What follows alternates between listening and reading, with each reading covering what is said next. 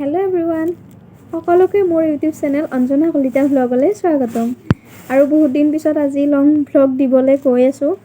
তো আশা কৰোঁ আপোনালোকে ভাল পাব ভিডিঅ'টো। আৰু আজি যাবলৈ ওলাইছোঁ আপোনালোকৰ বাবে মেইনলি উলুবাৰীত থকা ইস্কন মন্দিৰলৈ। তো বলক নহ'লে মোৰ লগত কেনেকুৱা লাগে মোৰ সৈতে চাওঁ একেলগে। আৰু তাৰ লগতে কওঁ, কমলাৰ ছিজন চলি আছে, আপোনালোকে কমলা খালেনে নাই জনাবচোন। বাৰু তেনেহ'লে ব'লক মোৰ লগত। আৰু এয়া মই ওলাই মেলি ৰেডি হৈ গৈ আছোঁ। লেটছ গ'। লোকেশ্যনৰ চোৱা নাই, তো ফুল ৰাস্তা দি আহিলোঁ। ব'লক এতিয়া আৰু লোকেশ্যন চাই পেলাই গৈ আছোঁ। এয়া আমি চাই গ'লোহি দেই। আৰু গাড়ীখনক মোৰ বাবে তাৰ লগবিলাকৰ লগত ৰখিব কৈ পেলাই মই মোৰ জেগাত লগ বিচাৰি পেলাই গুচি গ'লোঁ। আৰু ইয়াতে গোটেই দেখিছেনে ফুল লগাইছে, ইমান ভাল লাগিছে, যিটো মোৰ বহুত প্ৰিয়। আৰু জোতা বাহিৰত থৈ পেলাই এয়া ফুট লৈছোঁ। আৰু বেলেগৰ যদি বেলেগ সপোন থাকে, মোৰ এইটো ফুট লোৱাৰ বহুত দিনৰ পৰা সপোন আছিলে। আৰু আহি পাই দেখিছোঁ যে দুৱাৰ খোলা নাই, কিন্তু মই অহাৰ আগতে ভাবিছিলোঁ যে দুৱাৰ খুলি চাগে এতিয়া মানুহ ঘৰা ঘৰিও গ'ল, কাৰণ মোৰ অহা লেট হৈছিলে। তাৰপিছত মই যিটো ভাবিছিলোঁ সেইটো সম্পূৰ্ণ বিপৰীত হোৱা দেখি মই বহুত শান্তি লাগিছে দেই। আৰু ইয়াত ইমান মানুহ সমাগম হৈছে দেখি পেলাই বহুত আচৰিতো হৈছোঁ আৰু ভালো লাগিছে। আৰু মই গৈ পাওঁতে মানে যিজোপাত তুলসী গছ আছিলে, সেই তুলসী গছজোপাত পূজা কৰি আছিলে। তাৰপিছত লাহেকৈ অকণমান দেৰিকৈ দুৱাৰখন খুলিছে।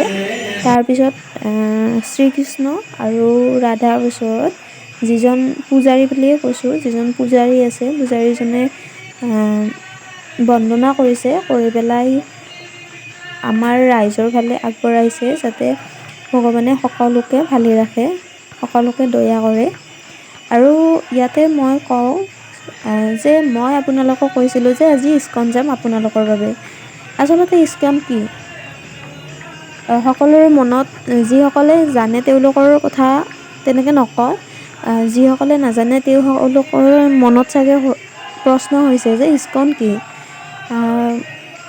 তেওঁলোকক মই কওঁ যে ইস্কন হৈছে এটা সংগঠনৰ চমু নাম। আৰু ইস্কন মানে অসমীয়াত ক'ব গ'লে হৰে কৃষ্ণ মন্দিৰ। আৰু মই জনাত ইস্কনৰ আন এটা মন্দিৰ আমাৰ উত্তৰ গুৱাহাটীত আছে। আৰু ইস্কনৰ সম্পূৰ্ণ নামটো হৈছে international society for Krishna consciousness, মানে হৈছে আন্তঃৰাষ্ট্ৰীয় কৃষ্ণ ভাৱমৃত সংঘ। আৰু এই সংঘটোৰ যিজন প্ৰতিষ্ঠাতা আছিলে, তেখেতৰ বিষয়ে অকণমান চমুকৈ ক'ব বিচাৰিছোঁ। এই সংঘটোৰ প্ৰতিষ্ঠাতা হৈছে শ্ৰীল অভয় চৰণা বিন্দ ভক্তি বেদান্ত স্বামী প্ৰভুপাদ, আৰু এখেত হৈছে ইস্কনৰ প্ৰতিষ্ঠাতা। আৰু 1964 চনত ভাৰতৰ পৰা পানী জাহাজেৰে গৈ আমেৰিকা দেশৰ নিউয়ৰ্ক চহৰত প্ৰথমটো ইস্কন মন্দিৰ তেখেতে স্থাপন কৰিছিল 1964 চনৰ 13 জুলাই তাৰিখে। আৰু ইস্কনক হৰে কৃষ্ণ আন্দোলন বুলিও জনা যায়। আৰু ইস্কনৰ মূল মন্ত্ৰ হৈছে ভাগৱত গীতা প্ৰচাৰ আৰু প্ৰসাৰ কৰা। ক'ব গ'লে পৃথিৱীত 650তকৈ অধিক মন্দিৰ আছে এই সংঘটোৰ। আৰু গৌৰৱৰ কথা এইটোৱে যে ইয়াৰ 400টা কেন্দ্ৰ আমাৰ ভাৰতবৰ্ষত আছে। গৌৰৱৰ কথা নহয়নে বাৰু? এই সংঘটোত জ্যেষ্ঠ ব্যক্তি আৰু ল'ৰা ছোৱালীৰ বাবেও বিদ্যালয় আছে।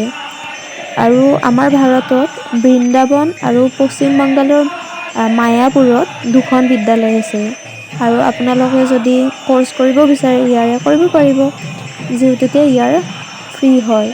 আৰু ইস্কনৰ মন্ত্ৰ হৈছে হৰে ৰাম ৰাম ৰাম হৰে হৰে। ভিতৰত আচলতে 2খন দোকান আছিলে। মই আচলতে ভিডিঅ' কৰা নহ'ল, কাৰণ তাতে লগাই থৈছিলে যে ভিডিঅ' এলাও নাই বা ফটো এলাও নাই, তো তাৰ বাবে ভয়কৈ কৰিছিলোঁ। আৰু এয়া হৈছে শ্ৰীকৃষ্ণ আৰু ৰাধাৰ মূৰ্তি। আৰু ভিতৰৰ দোকান কেইখনৰ কথা কৈছোঁ, এখনত খোৱা মিঠাই চিঠাই এনেকৈ গোটেইখিনি পায়, আৰু আন এখনত গীতা, মালা, ময়ূৰ পাখি, মানে ভগৱান কৃষ্ণৰ বাবে বন্দনা কৰোঁতে যিখিনি সামগ্ৰীৰ প্ৰয়োজন হয় সেই সামগ্ৰীখিনি গোটেই তাৰ ভিতৰতে পোৱা যায়।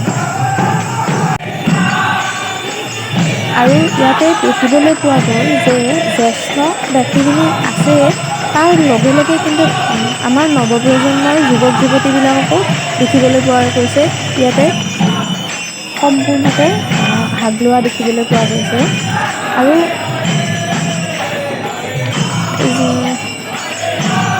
পুৰুষৰ সমান্তৰালকৈ আমাৰ মহিলাখিনিকো একেলগে নাচি বাগি ভগৱান কৃষ্ণৰ ভক্তিত নিজকে বিলীন কৰিছে। আৰু তেওঁলোকৰ চাগে এইটো কিবা নিয়ম যে যিটো মন্দিৰ আছে, মন্দিৰটোৰ চাৰিওফালে ধুনীয়াকৈ 3 পাক ঘূৰে। তাৰপিছত ইয়াতে 3 পাক ঘূৰি পেলাই যিটো আমাৰ প্ৰতিষ্ঠাতা আচাৰ্য শ্ৰী অভয় চৰণ বৃন্দ ভক্তি বেদান্ত স্বামী পশুপাত তেখেতৰ ওচৰত বন্দনা কৰিবলৈ গুচি যায়। ইয়াত আহি নিজকে আজি কিবা বহুতে ভাল লাগিছে, নিজকে বহুত ভাগ্য যেন লাগিছে। এনেকুৱা এটা দৃশ্য চাবলৈ পাইছোঁ, যিটো মোৰ সৰুতে এটা সপোন আছিলে। ভাল লাগিছে আহি পেলাই ইয়াতে। আশা কৰোঁ আপোনালোকেও নিশ্চয় আহিব, ইয়াতে আহি পেলাই এইখিনি আনন্দ নিশ্চয় উপভোগ কৰিব। মোৰ ফালৰ পৰাই এইটো আশা থাকিলে।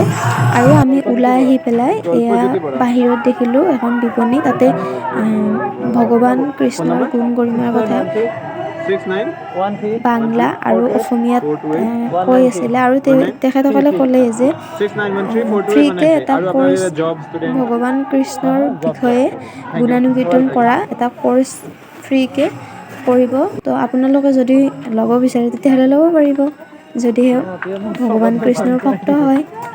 আৰু বাহিৰত ওলাই দেখিলোঁ যে তেখেতসকলে বিনামূলীয়াকৈ এয়া খিচিৰি ভোগ প্ৰদান কৰি আছিলে, আৰু তাৰ লগত জুইচো দিছিলে। আৰু যিখিনি ইয়াত দূৰৰ মানুহ আহে তেওঁলোকৰ কাৰণে বহুত সুবিধা হ'ব। হৰে কৃষ্ণ ৰাম ৰাম হৰে হৰে নাম লৈ পেলাই ইয়াত উভলি গ'লোঁ। আৰু মই ৰুম পালোহি। ভিডিঅ'টো আপোনালোকে কেনেকুৱা পাইছে জনাবচোন। আৰু যদিহে ভাল পাইছে তেতিয়াহ'লে লাইক, শ্বেয়াৰ, কমেণ্ট আৰু ছাবস্ক্ৰাইব নকৰাকৈ নাথাকিব। লগ পাম আৰু এটা ভিডিঅ'ত। আপোনালোক সকলো ভালে থাকক। আজিলৈ আহিছোঁ, বাই।